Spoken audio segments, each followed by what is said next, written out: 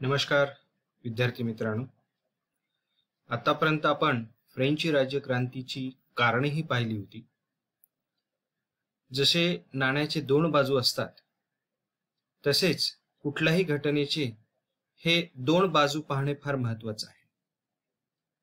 त्या दोन बाजू म्हणजे कारणे आणि त्या घटनेचा परिणाम.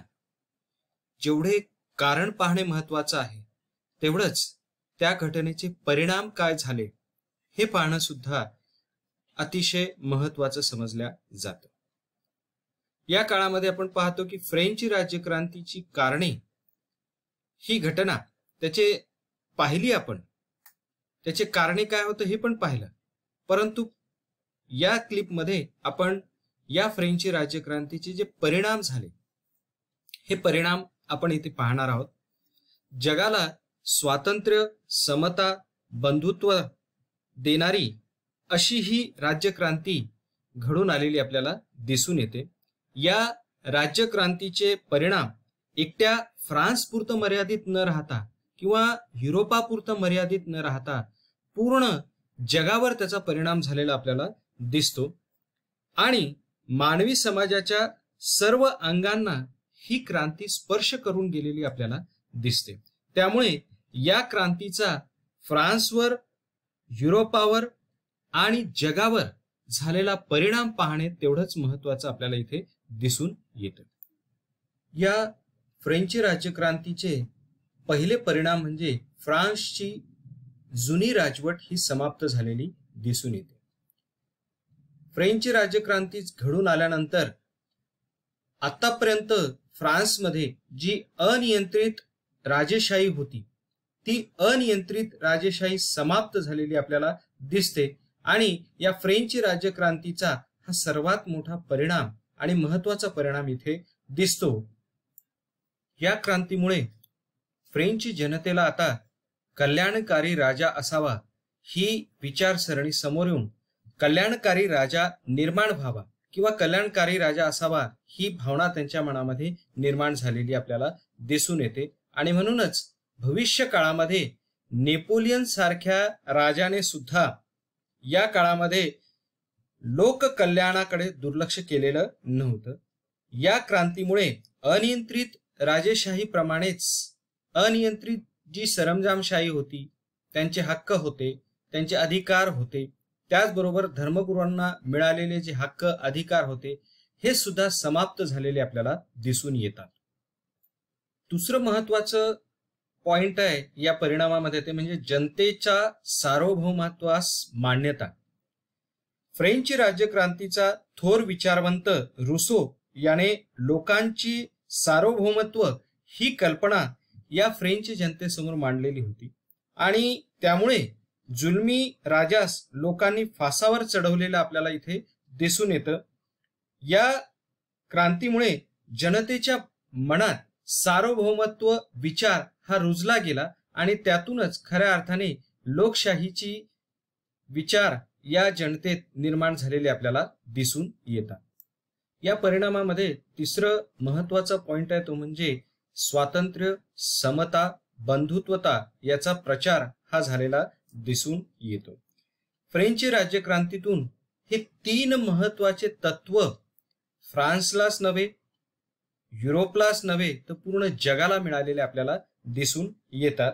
ही विचार प्रणाली फ्रान्सपुरतं मर्यादित राहिलेली इथे नव्हती आणि याचा परिणाम हा जगावर पूर्ण झालेला दिसून येतो. ही तीन तत्व जनतेत अतिशय लोकप्रिय झाल्यामुळे पुढील काळामध्ये नियंत्रित प्रशासन जनतेला दिलं पाहिजे हे किंवा याची जाणीव राजकीय नेत्यांना झालेली आपल्याला दिसते आणि त्यामुळेच त्याच्या पुढील काळामध्ये जनतेचे प्रतिनिधी राजकारणात स्थान मिळू लागलेले आपल्याला दिसून येते. या तत्वामुळेच लोकशाहीचे बीजे युरोपात पेरली गेली असे म्हटलं जातं.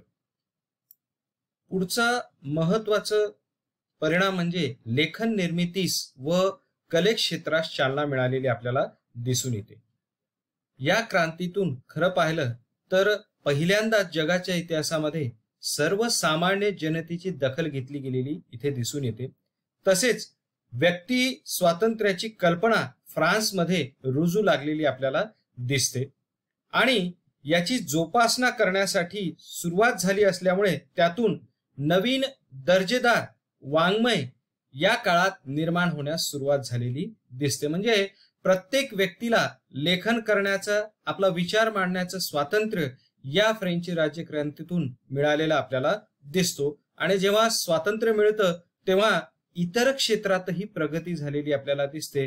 त्यानुसार कला क्षेत्रातही फ्रान्समध्ये प्रगती झालेली इथे दिसते. उदाहरणार्थ चित्रकला, शिल्पकला, संगीत, कविता, नाटके इत्यादी क्षेत्रातही लेखन होऊ लागलं आणि विकास होऊ लागलेला आपल्याला दिसून येतो. पुढचा महत्वाचा परिणाम म्हणजे धर्मसंस्थेत सुधारणा. समाजव्यवस्थेत संख्येने कमी असलेला पण अधिकार आणि हक्क मोठ्या प्रमाणात असलेला जो धर्मगुरू वर्ग या फ्रेंच राज्यक्रांतीपूर्वी निर्माण झालेला होता आणि त्याचं वर्चस्व राजकारणावरती निर्माण झालं होतं, ते पूर्णपणे नष्ट झालेलं आपल्याला दिसून येतं. या ठिकाणी आपण पाहतो की राज्यकर्त्यांच्या कालखंडात धर्मसंस्थेला प्रशासकीय स्वरूप देण्यात आलेलं होतं. या क्रांतीनंतर धर्मगुरूंचे विशेष अधिकार जे होते ते नष्ट करण्यात आलेले होते. त्यामुळे धर्मसंस्थेला व्यवहारिक आणि पगारी तत्वावर बांधणी करण्यात आलेली इथे दिसून येते. जे धर्मगुरू होते यांना आता कुठलेही अधिकार राहिले नव्हते.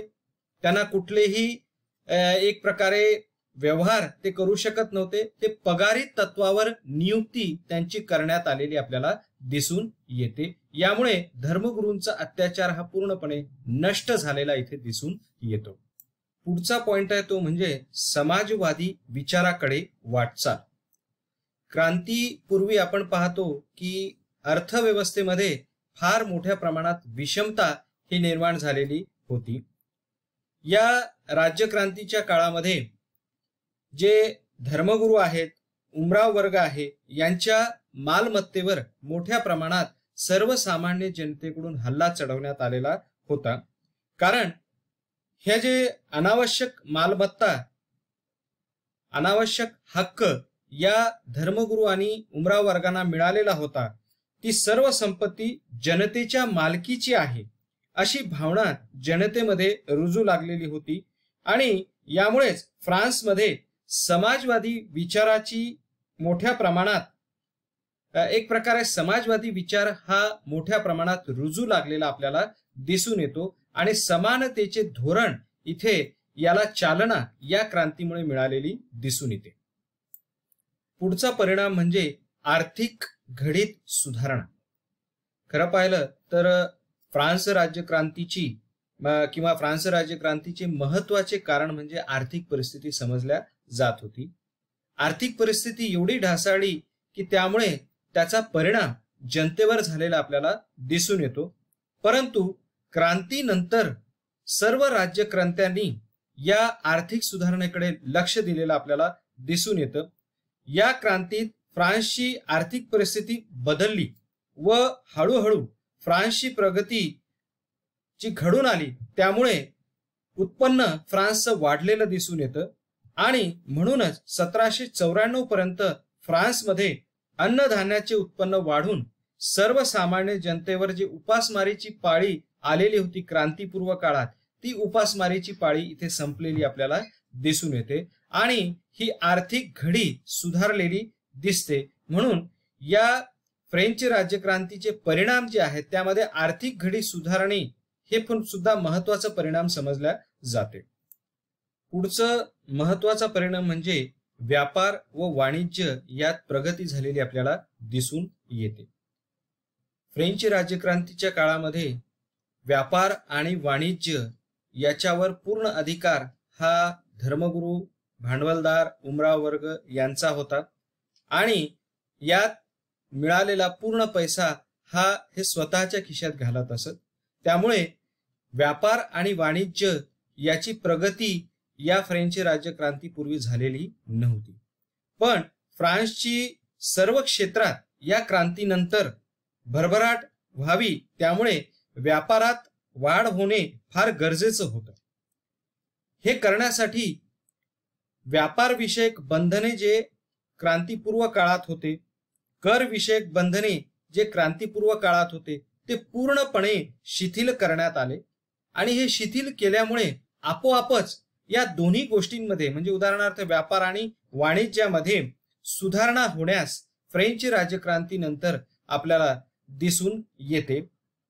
या काळामध्ये दळणवळण वाढल्यामुळे, कारखानदार व यंत्रसामुग्री वाढल्यामुळे फ्रान्सची अर्थव्यवस्था इथे सुधारलेली आपल्याला दिसून येते, त्याच्यामध्ये प्रगती झालेली आपल्याला दिसून येते. शेवटचा आणि महत्वाचा परिणाम आपण इथे पाहू इच्छितो तो म्हणजे शैक्षणिक सुधारणा. कारण या क्रांतीमुळे लेखन निर्मितीस चालना मिळाली, कला क्षेत्रालाही चालना मिळाली आणि हे दोन्ही क्षेत्र शैक्षणिकशी संबंधित असल्यामुळे या राज्यक्रांतीमुळे फ्रान्समध्ये शैक्षणिक सुधारणा घडून आलेली आपल्याला दिसून येते. या क्षेत्रात शैक्षणिक क्षेत्रामध्ये फ्रेंच राज्यक्रांती झाल्यानंतर बराच बदल झालेला आपल्याला दिसतो. फ्रान्समध्ये सार्वजनिक शिक्षण सुरू करण्यात आलेले इथे दिसते. त्यानुसार 1792 मध्ये प्राथमिक शिक्षण हे सर्वसामान्य जनतेला आणि सर्वांना फ्रान्स जनतेला हे सक्तीचं करण्यात आलेले इथे दिसते आपल्याला. त्याचबरोबर 1794 मध्ये 1000 लोकसंख्यामध्ये एक शाळा हे तत्व लागू करण्यात आलेलं आपल्याला दिसते. म्हणजे शैक्षणिक विकास व्हावा या दृष्टिकोनातून फ्रान्सच्या राज्यकर्त्यांनी शैक्षणिक सुधारणा करण्यास सुरुवात केलेली आपल्याला दिसते. जसं आपण पाहिले की व्यापार आणि वाणिज्य प्रगती करण्यासाठी, औद्योगिक क्षेत्रामध्ये प्रगती करण्यासाठी औद्योगिक शाळा सुद्धा या काळामध्ये सुरू करण्यात आलेल्या होत्या. अशा प्रकारे या फ्रेंच राज्यक्रांतीचे हे बरेच परिणाम आपल्याला इथे दिसून येतात आणि या परिणामाचा विचार करता हे परिणाम फार महत्वाचे आहेत हे आपल्याला दिसून येते. अशा प्रकारे विद्यार्थी मित्रांनो, या फ्रेंच राज्यक्रांतीची कारणे आणि परिणाम या ठिकाणी आपण पाहिलेला आहे. मी आशा करतो की आपल्या सर्वांना या फ्रेंच राज्यक्रांतीची कारणे आणि परिणाम हे समजले असतील. या क्लिपद्वारे मी आपल्या विद्यार्थ्यांना सांगू इच्छितो की हा फार महत्वाचा पॉइंट आहे आणि याच्यावरती बऱ्याच वेळा परीक्षेमध्ये प्रश्न विचारलेले आहेत. त्यामुळे याचा चांगला अभ्यास विद्यार्थ्यांनी करावा. धन्यवाद.